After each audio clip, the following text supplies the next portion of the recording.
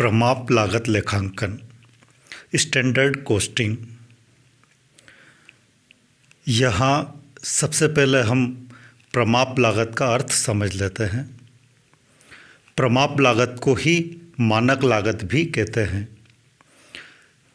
प्रमाप लागत से अभिप्राय है भूतकाल के अनुभवों के आधार पर और भविष्य की परिस्थितियों को ध्यान में रखते हुए लागत का पूर्वानुमान एक वैज्ञानिक आधार पर, निश्चित मानदंडों का आधार पर, निश्चित मानकों का आधार पर, निश्चित स्टैंडर्ड्स या निश्चित प्रमापों का आधार पर लागतों का पूर्वानुमान किया जाता है।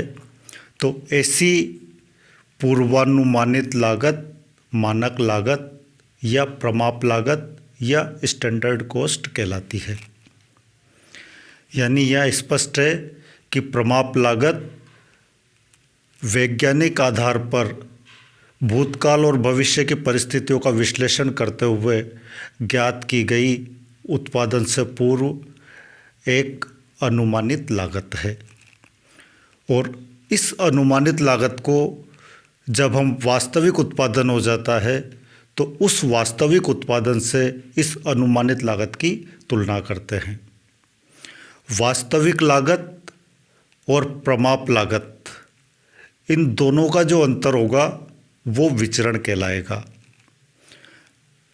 विचरण यानी वेरिएंस। इस प्रमाप लागत लेखांकन में सबसे प्रमुख कार्य यही है विचरणों का विश्लेषण करना। यानी प्रमाप लागत और वास्तविक लागतों में अंतर के क्या कारण हैं, अंतर क्यों रहा है, उनका विश्लेषण करना और उसके बाद ये जो अंतर रहा है इसको दूर करने के लिए सभी आवश्यक उपाय करना। यानी प्रमाप लागत लेखांकन में सबसे पहले उत्पादन से पूर्व लागतों का अनुमान किया जाता है। फिर उत्पादन हो जाने के पश्चात इन लागतों को वास्तविक लागतों से तुलना की जाती है कि ये लागतें वास्तविक लागतों की तुलना में कम है या अधिक। और इस कमी या अधिक के जो भी कारण रहे हैं उन कारणों का विश्लेषण किया जाता है और उन कारणों को दूर करने के आवश्यक उपाय किए जाते हैं। व्यापार में जो दो मुख्य घटक हैं वो है विक्रय लाभ या आय और दूसरा पक्ष है लागत या व्यय। व्यवसाय का लाभ अधिकतम तभी होगा जब लागत न्यूनतम हो और आय अधिकतम हो। यहाँ पर प्रमाप लागत लेखांकन में लागतों पर नियंत्रण किया जाता है, लागतों को न्यूनतम रखने का प्रयास किया जाता है और उत्पादन की किस्म को अधिक से अधिक बेहतर बनाने का प्रयास किया जाता है। जब हमारी पहले से लागतें निश्चित हो जाती है और जब वास्तव में उत्पादन होता है तो उनका कंपैरिजन किया जाता है। वास्तविक लागतें यदि प्रमाप लागतों से अधिक है तो ये आधिक्य की राशि प्रतिकूल विचरण कहलाएगी। यानी हमने तो लागत का अनुमान लगाया था, उससे वास्तव में अधिक लागत लगी है उस उत्पादन को करने में, तो इसका मतलब है हमारे अनुमान से वास्तविक लागत अधिक रही है। तो ये आधिक्य या ये जो अंतर है, वास्तविक लागत जितना अधिक रही है वो अंतर कहलाएगा प्रतिकूल विचरण। और यदि प्रमाप लागतों की तुलना में वास्तविक लागतें कम रही है तो जो अंतर होगा वो अंतर कहलाएगा अनुकूल विचरण यानी फेवरेबल। हमने जितनी लागत का अनुमान लगाया था उससे वास्तव में लागतें कम हुई है तो ये अनुकूल विचरण कहलाएगा। प्रमाप लागत लेखांकन में विचरण चाहे अनुकूल हो या प्रतिकूल हो, दोनों का विश्लेषण किया जाता है और अंतर चाहे अनुकूल हो या प्रतिकूल हो उसे दूर करने के लिए आवश्यक उपाय किए जाते हैं। यदि अनुकूल रहा है यानी वास्तविक लागत प्रमाप से कम रही है तो प्रमाप निर्धारित करने में कहीं ना कहीं कोई त्रुटि रही है, प्रमाप अधिक निर्धारित हो गए हैं लागतों के, तो दोबारा जब भविष्य में प्रमाप निर्धारित किए जाएंगे तो ये ध्यान रखा जाएगा कि वास्तविक लागतों से वो कम भी ना हो और अधिक भी ना हो। और यदि वास्तविक लागत प्रमाप से अधिक रही है तो वास्तविक लागत किस वजह से अधिक रही है, यानी उत्पादन में सामग्री की मात्रा ज़्यादा लगी है, या सामग्री का बाज़ार से क्रय करते समय मूल्य अधिक लगा है, या श्रमिकों ने या जितना समय उसमें उत्पादन में लगना चाहिए था उससे अधिक समय उत्पादन में लगा है, या जिस दर से श्रमिकों को भुगतान किया जाना था उस दर से अधिक दर से भुगतान किया गया हो, या श्रमिकों का जो कारखाने में काम करने का समय है उसमें जो मशीन के बंद होने का समय या कार्यहीन समय जिसमें वास्तव में कार्य नहीं होता है या उत्पादन नहीं होता है, वो समय जितना उसका प्रमाप निर्धारित किया था वो उससे अधिक रहा हो, इन सब कारणों का विश्लेषण किया जाता है और इनको दूर करने के लिए आवश्यक उपाय किए जाते हैं। और इन सभी प्रयासों का प्रभाव ये होता है कि लागतें बाजार की अन्य प्रतिस्पर्धी संस्थाओं से कम रहेगी, और इसके साथ ही जब लागतों पर नियंत्रण किया जाएगा, उत्पादन के हर स्तर पर नियंत्रण किया जाएगा तो उत्पादन की किस्म भी बेहतर से बेहतर होगी। यानी प्रतिस्पर्धी संस्थाओं की तुलना में व्यवसाय की लागत भी न्यूनतम रहेगी और उसके उत्पादन की किस्म भी बेहतर रहेगी। और जब ये स्थितियाँ रहेगी तो इस प्रतिस्पर्धा के युग में उसका विक्रय भी अधिक होगा और लागत कम होने के कारण उसका लाभ अधिकतम हो सकेगा। और हर व्यवसाय का मुख्य उद्देश्य यही होता है, लाभ को अधिकतम करना, और वो तभी संभव है जब लागतों को न्यूनतम किया जाए, विक्रय को और आय को अधिकतम किया जाए। इन सभी चीज़ों पर प्रमाप लागत लेखांकन में ध्यान दिया जाता है। यानी लागतें निर्धारित कर लिए तो पूरे उत्पादन प्रक्रिया के दौरान ध्यान रखा जाएगा कि निर्धारित लागतों से लागतें अधिक नहीं हो, और उत्पादन की जो किस्म निर्धारित की गई है, उत्पादन की किस्म के जो प्रमाप उत्पादन से पूर्व निर्धारित किए गए हैं उसी किस्म का उत्पादन लगातार हो। यानी प्रमाप लागत लेखांकन में पहला काम होगा मानकों का या प्रमापों का या स्टैंडर्ड्स का निर्धारण करना। फिर उसके बाद वास्तविक उत्पादन हो जाने के बाद वास्तविक लागतों से तुलना करना, और उसके बाद जो अंतर आया है उस अंतर को विचरण कहेंगे। वो अंतर अधिक हो या कम हो, उस अंतर के कारणों का विश्लेषण करना और उन्हें दूर करने के उपाय करना। ये प्रमाप लागत लेखांकन में पूरी प्रक्रिया क्रमबद्ध तरीके से पूरे उत्पादन के दौरान निरंतर रूप से चलती रहती है। इस प्रमाप लागत लेखांकन में जो सबसे महत्वपूर्ण काम है वो है विचरणों का विश्लेषण करना, विचरणों को ज्ञात करना, विचरणों की गणना करना। या सवालों के अंदर हम जो सवाल करेंगे उनमें मुख्य रूप से विचरणों की गणना करना ही हमारा मुख्य काम रहेगा।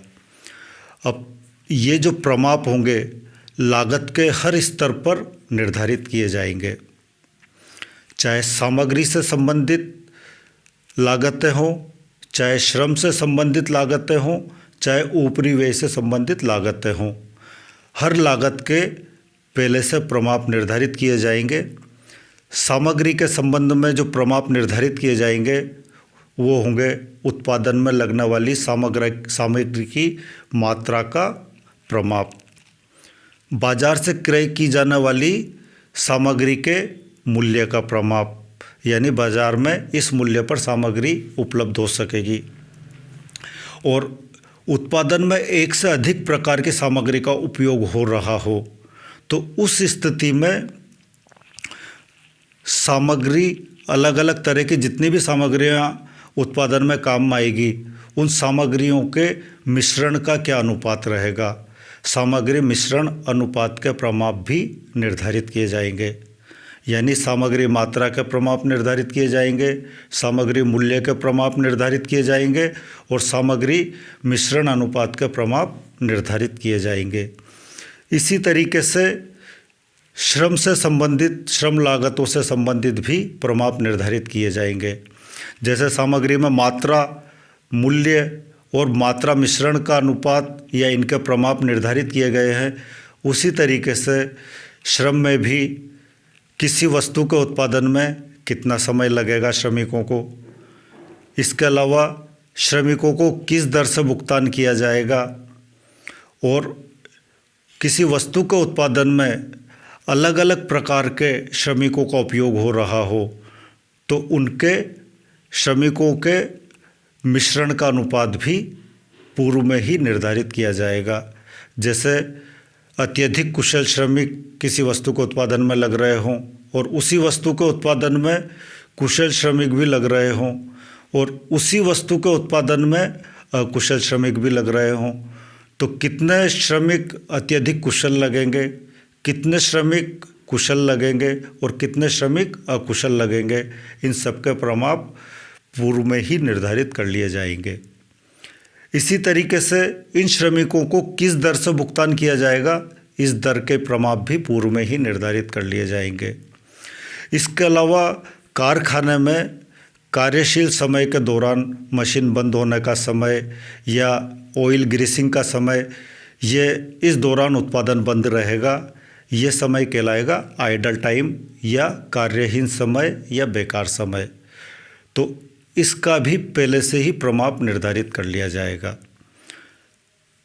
इन सब प्रमापों का निर्धारण करने के बाद वास्तविक उत्पादन होने के बाद जो वास्तव में लागतें लगी है श्रम की, सामग्री की या ऊपरी व्ययों की, उनकी तुलना की जाएगी और जो विचरण होंगे उनको दूर करने के प्रयास किए जाएंगे, उन पर नियंत्रण स्थापित किया जाएगा। इसी तरीके से ऊपरी व्ययों के भी प्रमाप निर्धारित कर लिए जाते हैं। व्यवसाय में लगने वाले ऊपरी व्ययों को सामान्यतया मोटे रूप में दो भागों में बांटा जाता है, परिवर्तनशील ऊपरी व्यय और स्थिर ऊपरी व्यय। इन दोनों से संबंधित प्रमाप भी उत्पादन से पूर्व ही निर्धारित कर लिए जाते हैं कि किसी वस्तु के उत्पादन में कितना परिवर्तनशील व्यय लगेगा और कितने स्थिर व्यय उसमें लगेंगे। इन सब लागत के सभी घटकों से संबंधित प्रमाप पूर्व में ही निर्धारित कर लिए जाएंगे। यानी लागत के मुख्य घटक जो है वो है सामग्री, श्रम और ऊपरी व्यय।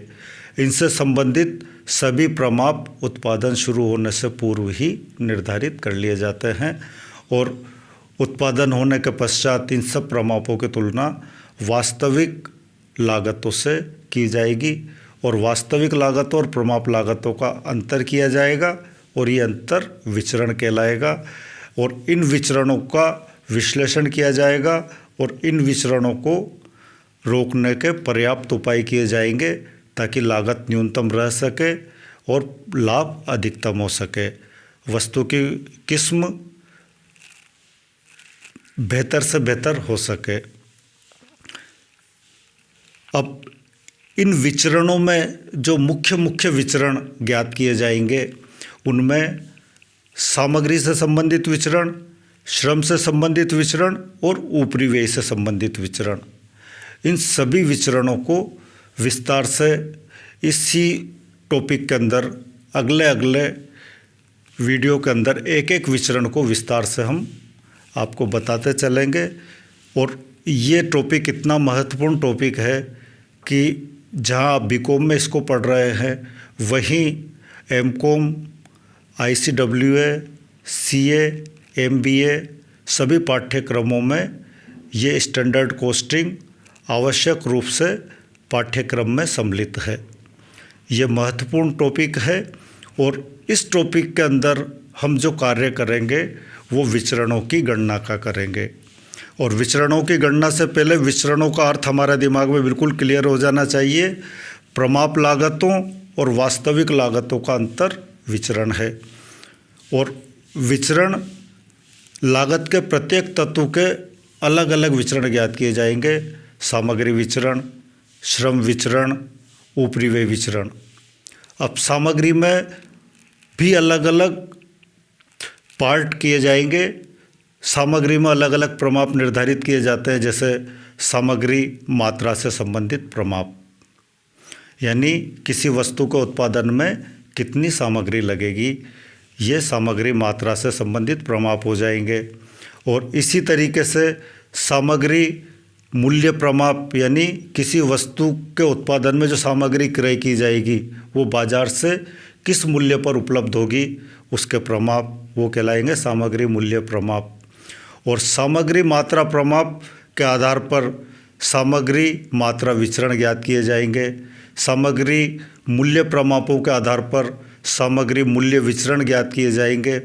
और इसी तरीके से किसी एक ही वस्तु के उत्पादन में एक से अधिक प्रकार की कच्ची सामग्री का उपयोग किया जाता है, तो कौन सी सामग्री किस अनुपात में उस उत्पादन में लगेगी, वो सामग्री मिश्रण अनुपात के प्रमाप भी निर्धारित किए जाएंगे। उस स्थिति में सामग्री मिश्रण विचरण ज्ञात किए जाएंगे। और इसके साथ ही सामग्री मात्रा का संशोधित अनुमान भी ज्ञात किया जाएगा। साथ ही सामग्री के संबंध में वास्तविक उत्पादन और प्रमाप उत्पादन की भी तुलना की जाएगी। सामग्री का प्रमाप उत्पादन निर्धारित किया जाएगा कि इतनी सामग्री में इतना उत्पादन हो जाना चाहिए। तो प्रमाप उत्पादन और वास्तविक उत्पादनों के आधार पर सामग्री उत्पादन विचरणों की भी गणना की जाएगी। यानी सामग्री के संबंध में जो मुख्य विचरण हैं वो है सामग्री लागत विचरण, सामग्री मात्रा विचरण, सामग्री मूल्य विचरण, सामग्री उपयोग विचरण, सामग्री मिश्रण विचरण और सामग्री उत्पादन विचरण। इसी तरीके से श्रम विचरणों के दौरान भी अलग अलग प्रमाप निर्धारित किए जाएंगे और अलग अलग विचरणों की गणना की जाएगी। जैसे श्रम दरों का प्रमाप निर्धारित किया जाता है तो उसके आधार पर श्रम दर विचरण यानी लेबर रेट वेरिएंस। इसी तरीके से कितना समय किसी वस्तु के उत्पादन में लगेगा यानी labour time variance. Labour time के जो प्रमाप निर्धारित किए जाएंगे उनके आधार पर लेबर टाइम वेरिएंस। सामान्यतया कारखानों में घंटों के आधार पर भुगतान किया जाता है, तो लेबर हावर वेरिएंस यानी कितने श्रम घंटे लगे हैं उनके प्रमाप निर्धारित किए जाएंगे और उनकी वास्तविक लगने वाले समय या घंटों से तुलना की जाएगी। तो इस आधार पर जो होगा वो विचरण होगा श्रम समय विचरण या लेबर टाइम वेरिएंस या लेबर हावर वेरिएंस। इसी तरीके से जब एक ही वस्तु के उत्पादन में एक से अधिक प्रकार के श्रमिकों की आवश्यकता पड़ती है, जैसे अत्यधिक कुशल श्रमिक या अकुशल श्रमिक, तो इनके मिश्रण का प्रमाप निर्धारित किया जाएगा और इस मिश्रण के प्रमाप के आधार पर श्रम मिश्रण विचरण ज्ञात किए जाएंगे। और जब श्रम एक से अधिक तरह का श्रम उपयोग में आएगा तो इसी में एक और लेबर रिवाइज्ड टाइम वेरिएंस या लेबर रिवाइज्ड हावर्स वेरिएंस भी ज्ञात किया जाएगा।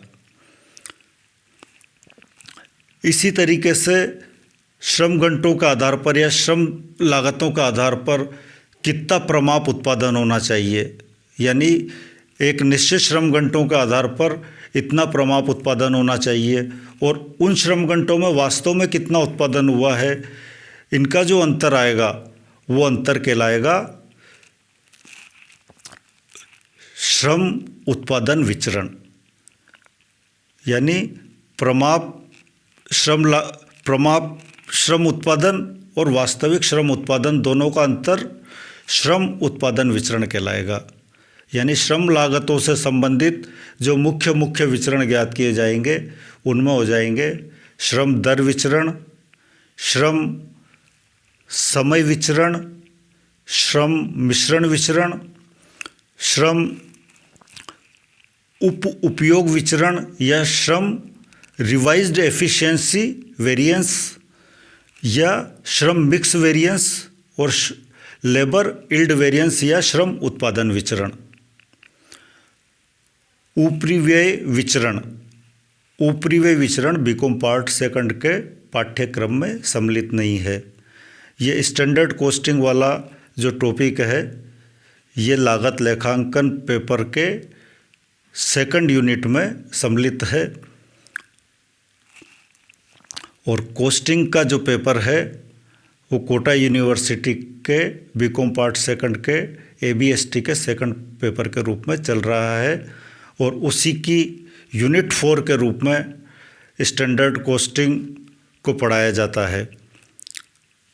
सामान्यतया स्टैंडर्ड कॉस्टिंग में से लगभग हर वर्ष 10 नंबर का प्रश्न तो आता ही है और संभावना है 20 नंबर का प्रश्न भी इस टॉपिक में से आए।